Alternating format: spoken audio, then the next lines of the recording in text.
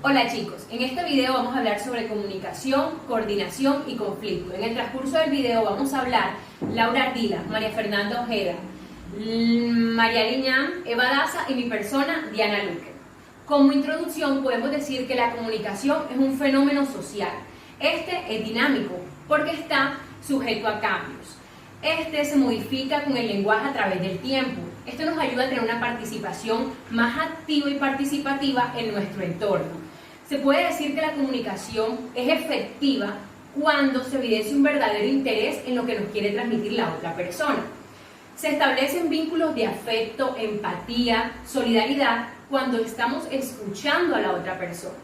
En lo que concierne de coordinación y conflicto podemos decir que va muy ligada a la comunicación, porque la clave de llevar una coordinación exitosa y una resolución de conflictos adecuada en el servicio de enfermería es la comunicación.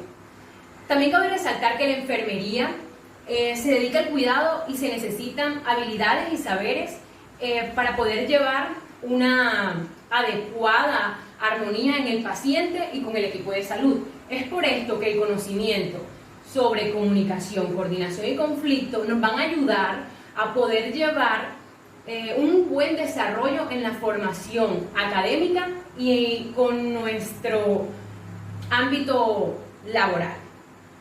Como objetivo, buscamos identificar la importancia de la resolución y el manejo de conflictos en el servicio de enfermería, en el cual se ven inmersas la comunicación y la coordinación a través de las aplicaciones de estrategias y habilidades necesarias para un adecuado clima laboral, con el fin de que se pueda mejorar la calidad de atención al usuario y la relación interpersonal en el equipo de salud. Bueno, entonces en el transcurso del video vamos a hablar sobre la comunicación, coordinación y conflicto, pero vamos a abordar esos tipos, esas importancias, esas etapas y cómo es la adecuada resolución del conflicto en enfermería. Empecemos entonces con la comunicación. Comunicar es algo que le queremos decir a la otra persona, es algo que queremos compartir con la otra persona. Esto nace o surge porque una persona quiere intercambiar esas ideas con otra persona, pero esas ideas van a surgir o estas ideas van a adquirir un significado o una información. Esto significa que no importa el marco de referencia de la persona, es decir, que no importa si la persona no piensan lo mismo o viven en lugares diferentes o hablan diferentes lenguas. Después de que las personas tengan un fin o un propósito a llegar y que este sea el mismo, la comunicación se va a tornar efectiva porque van a compartir el mismo mensaje, porque quieren llegar a un mismo lugar. Para poder llevar esta comunicación de una manera adecuada, necesitamos conocer los elementos de la comunicación. Porque los elementos de la comunicación van a hacer que podamos aplicar o podamos llevar una idea clara de lo que queremos transmitir. ¿Cuáles son estos elementos? El emisor, el receptor, el contexto, la retroalimentación y el mensaje. El emisor es esa persona que va a transmitir esa idea. Y esta idea tiene que tener un mismo significado para el receptor. El mensaje es aquello que le queremos transmitir al receptor. El mensaje puede ser de manera de lenguaje, de manera verbal, pero no solamente es lo que queremos, lo que decimos, sino cómo lo decimos. Es decir, la comunicación no verbal, ¿sí? Las señas, lo que hacemos, también va a significar algo para el receptor. Bien. ¿El receptor entonces quién es? El receptor es aquel que recibe el mensaje del emisor. Este va a recibir este mensaje y va a construir la respuesta. Esto nos va a llevar al siguiente elemento, que es la retroalimentación o el feedback. Que este va a ser, o este nos dice que la comunicación es dinámica. ¿Por qué dinámica? Porque ya sabemos que el emisor le lleva el mensaje al receptor. Pero entonces cuando el receptor recibe ese mensaje y arma su respuesta, este va a convertir esa respuesta en algo para mandarle al receptor. Entonces ya el receptor se viene convirtiendo en el emisor para mandar un mensaje al emisor, que en este caso va a ser el receptor. es algo dinámico, un círculo, ¿verdad? Entonces, también tenemos el contexto. ¿Qué es el contexto? Aquello exterior a los interlocutores, es decir, el entorno. Este también va a ser de mucha importancia porque va a contribuir que se lleve una comunicación con armonía. Entonces, ya hablando de esto, podemos hablar sobre la importancia de la comunicación en enfermería.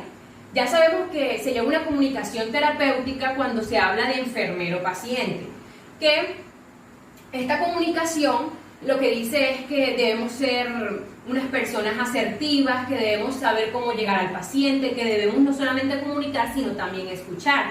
Y debemos hablarlo de una manera clara, con terminología que el paciente nos pueda entender, para que así la comunicación sea más efectiva y poder dar un cuidado integral, holístico y de una manera empática.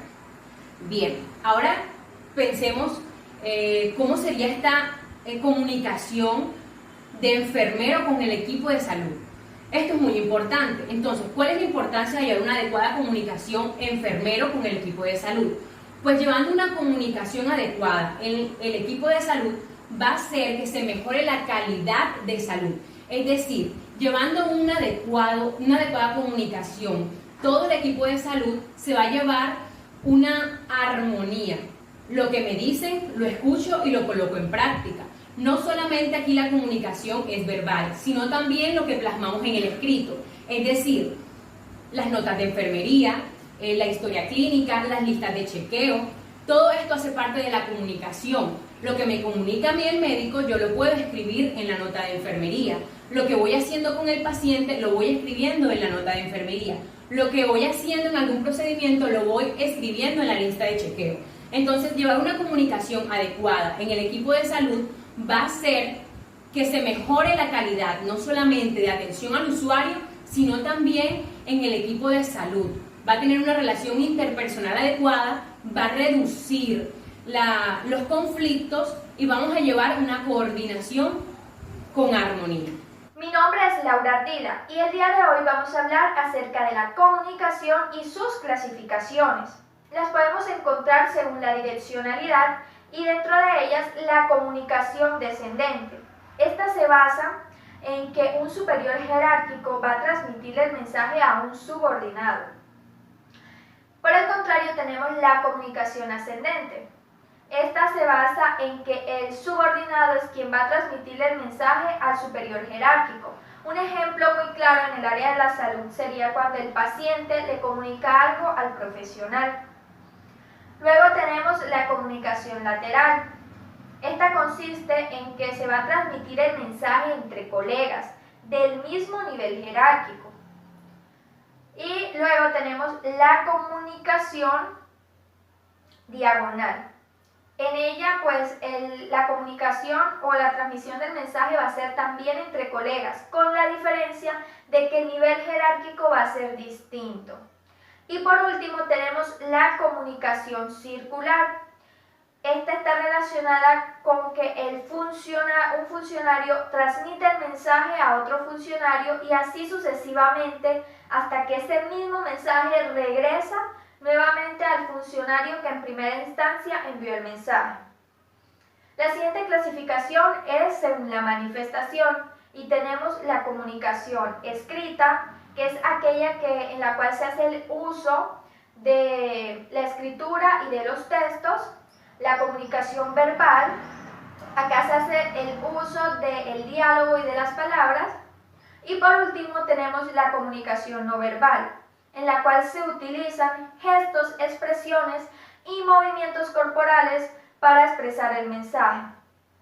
La siguiente clasificación es según el medio empleado y tenemos la comunicación persona a persona, es aquella que se hace directa y físicamente, muy comúnmente llamada presencial.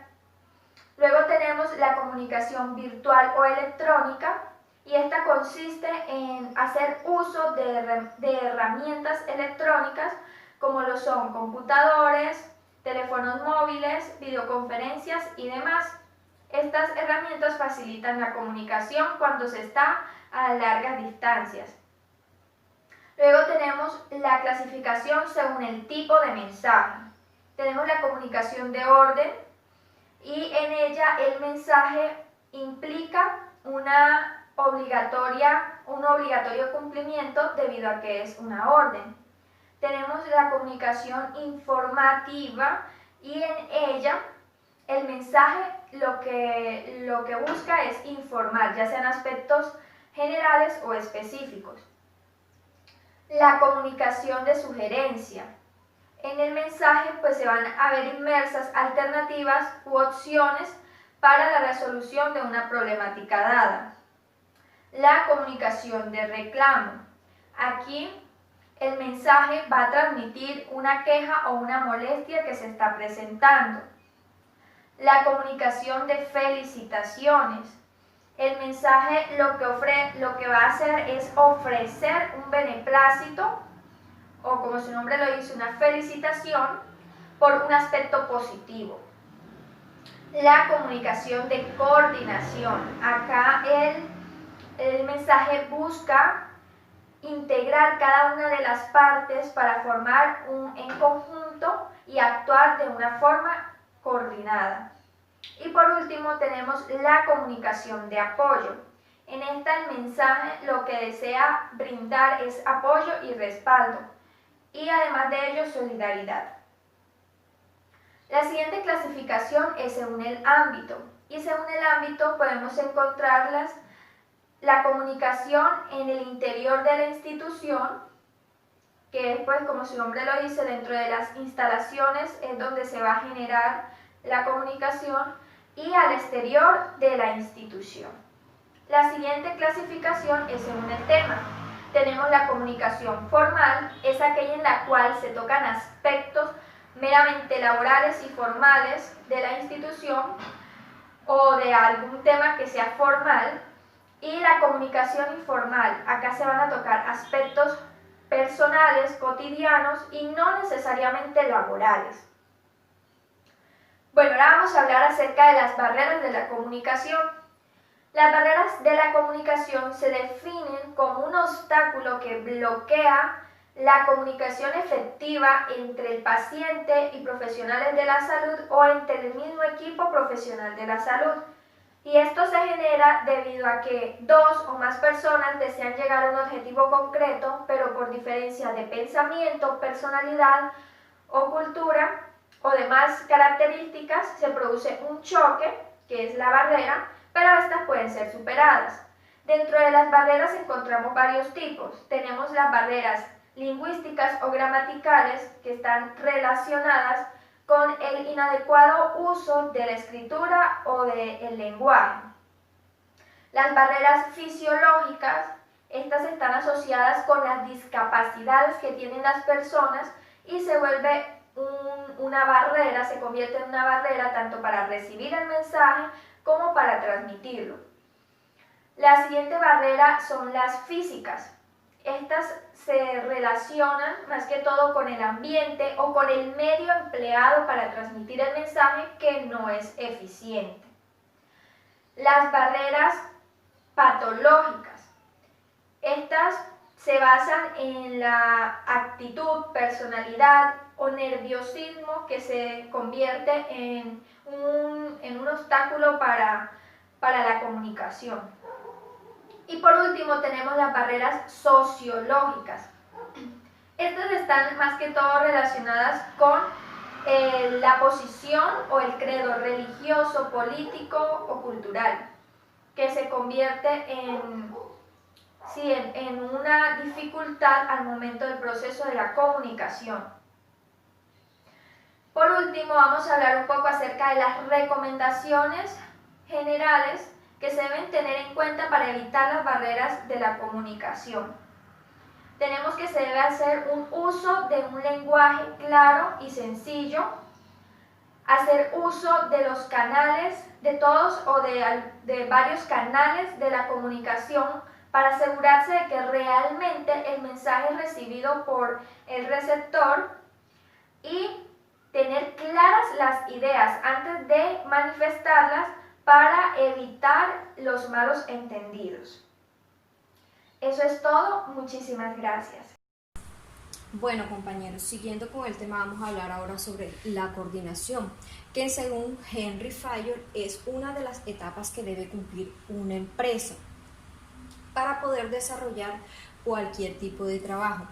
Y esta lo que va a hacer es armonizar la información y sincronizar y unificar todos los esfuerzos de los participantes, o sea, de este grupo de personas que trabajan para un fin y un propósito en común. Entonces la coordinación tiene una función, que es controlar todos estos procesos administrativos a fin de lograr una distribución y una utilización adecuada de todos los recursos, tanto materiales como el recurso humano y como el recurso financiero, designándole equitativamente para el eficiente desarrollo de todos los servicios y para la satisfacción de todas las necesidades. Entonces, en la coordinación hay unos principios. El primero es el contacto directo, ya que aquí se debe de tener relaciones adecuadas, unas relaciones adecuadas para poder hacer un intercambio de ideas, un intercambio de opiniones y una toma de decisiones en ese nivel, sin necesidad de pronto llevarlo a un nivel superior. En la coordinación de las labores de política y planificación, aquí lo que se ve es que se establece la importancia de tener armonía entre los criterios en la toma de decisiones para que no se presenten consecuencias a largo plazo por tener esta ruptura o no tener esta unificación de conceptos a nivel de política y a nivel de los planes de trabajo. En la reciprocidad lo que se ve es que es el resultante de esta interrelación de esfuerzos de todas las personas para lograr este objetivo común que tiene la empresa. Entonces, también vamos a encontrar varios tipos de coordinación. La primera es la preventiva. Esta la hace el gerente desde el inicio. Por ejemplo, en una unidad de urgencias, aquí se sabe que debe estar distribuida por diferentes secciones y debe haber una de resucitación. Aquí es importante tener ya listo, o sea, ya desde el inicio vamos a preparar el carro de paro cardiorrespiratorio. En la correctiva es cuando ya, como lo dice su palabra, se va a corregir un error o algo que sucedió y entonces lo que vamos a hacer es corregirlo. Por ejemplo, volviendo al tema, al ejemplo anterior, no es que vamos a esperar que nos llegue un paciente en paro cardiorrespiratorio para ir a buscar el equipo, ¿cierto? Entonces, en la regulatoria aquí no hay un problema como tal, sino que se busca siempre es al mantenimiento de este sistema ya formulado. En la promotora consiste en el mantenimiento y estar siempre en mejora de este sistema. En la efectiva podemos decir que es cuando se produce el efecto deseado o esperado en determinada cosa. En la planeada, esta no precisa un alto grado de estabilidad y rutina, ya que esta se mide a través de estándares y hasta que no se cumpla por completo, entonces no se va a poder avanzar a otra. Y por ajuste mutuo es cuando se unen los diferentes sectores e intercambian ideas, opiniones, para así poder en conjunto realizar ajustes que lleven a mejoras de este sistema. En las etapas, entonces vamos a encontrar también unas etapas, que son la primera etapa, es donde se va a definir la tarea a ejecutar, como quien dice, el objetivo que vamos a realizar. En la segunda etapa lo que se hace es nombrar un director que se encargue de poner el proyecto en ejecución. En la tercera etapa se va a determinar la naturaleza y el número de tareas, como así las unidades de trabajo que se van a tener y con las que se van a trabajar. En la cuarta etapa se va a establecer y a perfeccionar un sistema de dirección y control, o sea, se va a establecer la estructura de autoridad. Entonces, vamos a tener unos métodos para lograr la coordinación. La primera es las relaciones gerente y colaboradores. Aquí, ¿qué es lo que va a suceder? Es importante tener una adecuada comunicación de manera asertiva para así poder tratar estos acontecimientos que se puedan presentar a un futuro y poder también darle la solución en el tiempo adecuado o en el tiempo requerido. En la supervisión directa, aquí hay una estrecha relación entre el supervisor y hay una estrecha relación persona a persona, ya que el supervisor va a estar muy directamente relacionado con el funcionario y va a estar vigilando a que todas las cosas que se le han encargado sean ejecutadas de manera adecuada. En la conferencia y reuniones de grupos aquí, esto no se da de manera eficiente, o sea, no se le saca un provecho eficiente, ya, porque casi siempre hay disfunciones, hay desorden que no conllevan a ninguna solución o que no conllevan a darle solución a las cosas. Comités interdepartamentales, aquí lo que se ve es cuando se reúnen los diferentes comités para poder así darle solución o mejorar algo que ha fallado o que se debe cambiar en el sistema. Y el de carácter jerárquico es cuando ya escalamos los problemas o las soluciones a un nivel superior. Los métodos para evitar la mala coordinación es la reorganización, ya que reorganizando vamos a poder tener una unidad de mando y el encargado de gestión, y también teniendo un manual de procedimientos que lo que va a hacer es orientarnos y darle una adecuada formación al personal. Bueno, continuamos con el papel de la enfermera como coordinadora. Mi nombre es Eva Daza. El papel de la enfermera como coordinadora es muy importante, ya que esta nos ayuda a cumplir de forma obligatoria y correcta la atención de los pacientes que soliciten los servicios. Además, velar que porque el personal que está a cargo del servicio de salud cumpla con los horarios, con las normas, según el perfil profesional y según el área de trabajo, normas de bioseguridad y buen uso del espacio, materiales, insumos y equipos. Y además, realizar y controlar el proceso de atención de enfermería. Como sabemos, a cada paciente que tenemos a cargo le asignamos un diagnóstico de enfermería teniendo en cuenta los cuidados prioritarios, y la enfermera coordinadora lo que hace es que velar porque estos cuidados se estén cumpliendo y mejorar así el estado de salud del paciente.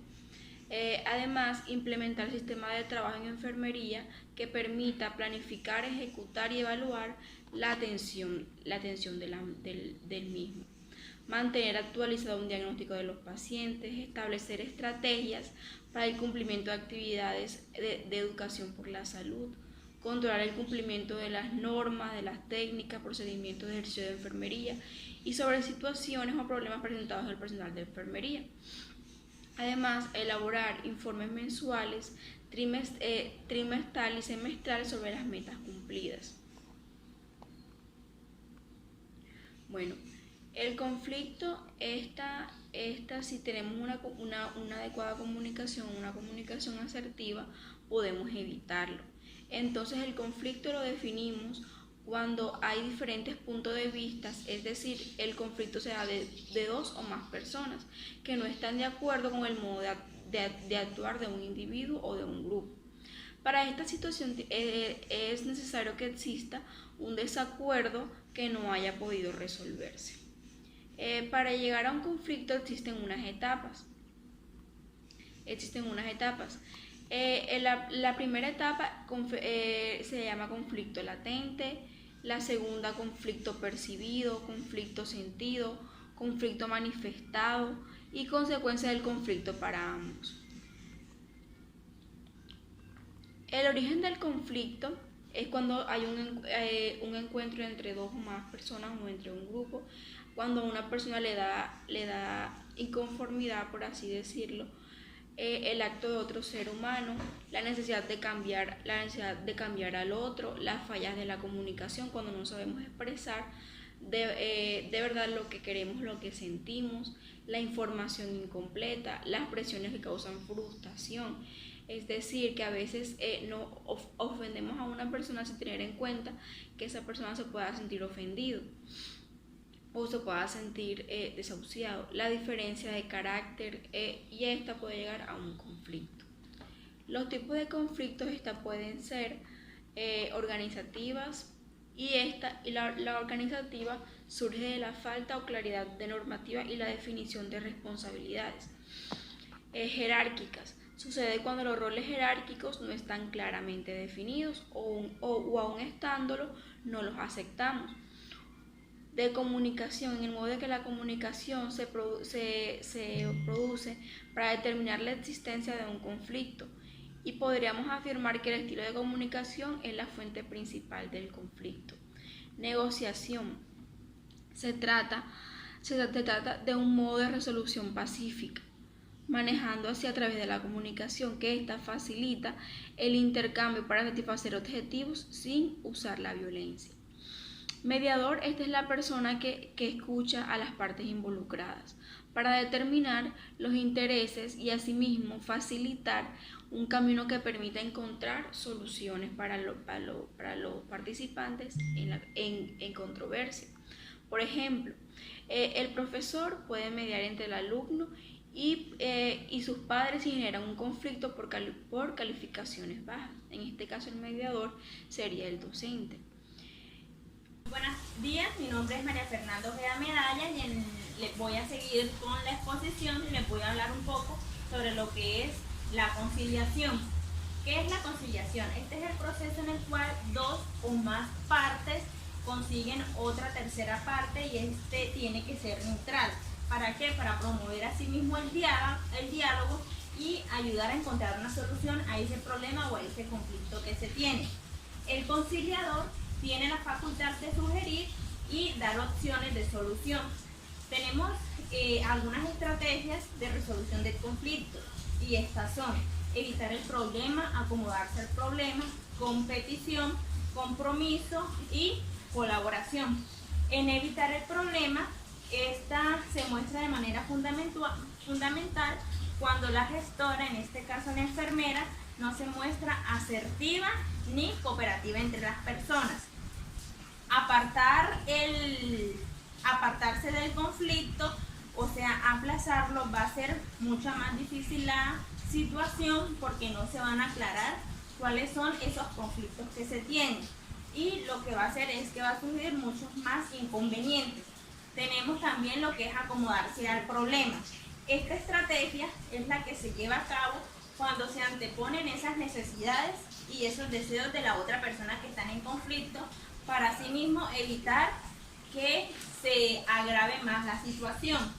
Tenemos lo que es la competición, que consiste en garantizar que una persona gane frente a los demás. Esta estrategia no se evidencia muy bien ya que hay posiciones de agresividad por la consecución de los propios objetivos frente a los que persiguen los demás. Está la del compromiso, que aquí ya requiere una combinación de asertividad y cooperación con el conflicto. Cuando nos sentimos comprometidos con el conflicto, nos centramos en una resolución para ese problema y para que los demás no se vean damnificados. Está la colaboración y esta suele darse en perfiles de alta asertividad y cooperación. Esta requiere de una alta capacidad para trabajar con los demás de forma que la resolución de los conflictos se vean satisfechos todos los miembros de esa empresa o de esa organización. Bueno, en la aplicación del conflicto en enfermería, como todos saben, los profesionales de enfermería tienen mayor fuerza de trabajo en lo que es el ámbito hospitalario. Tienen cuidado directo con el paciente desde su ingreso hasta su egreso. Esta peculiaridad le confiere al enfermero de actuar de una forma más autónoma junto con el paciente de forma directa e indirectamente, asimismo como tomar decisiones propias por la dirección central, y tornan los conflictos fenómenos inherentes en el quehacer del enfermero profesional. Según Puello Ortega nos dice que es imprescindible que el enfermero en sus atribuciones gerenciales amplíe sus horizontes y desarrolle actitudes en relación con la gerencia de situaciones y grupos en conflicto. También considera que los conflictos representan un desafío necesario en el trabajo del enfermero, y estos deben ser comprometidos y transformados en el objetivo de crecimiento y desarrollo en los equipos de salud. Muy bien, entonces para concluir, debemos de tener en cuenta que la comunicación es muy importante y muy fundamental en nuestro desarrollo, tanto personal como profesional y formativamente. Si tenemos una buena comunicación entre nuestro equipo de trabajo, pues va a surgir muy bien nuestro trabajo y se va a ver reflejado. A lo largo de toda esta exposición se dieron conceptos que están relacionados con lo que es la comunicación organizacional y el clima laboral, donde observamos que el conflicto no tiene que verse como algo malo o algo desagradable, ya que este nos permite tener diferentes perspectivas en cuanto a las situaciones que se pueden generar en una organización. Muchas gracias por su atención, que pasen muy buen día.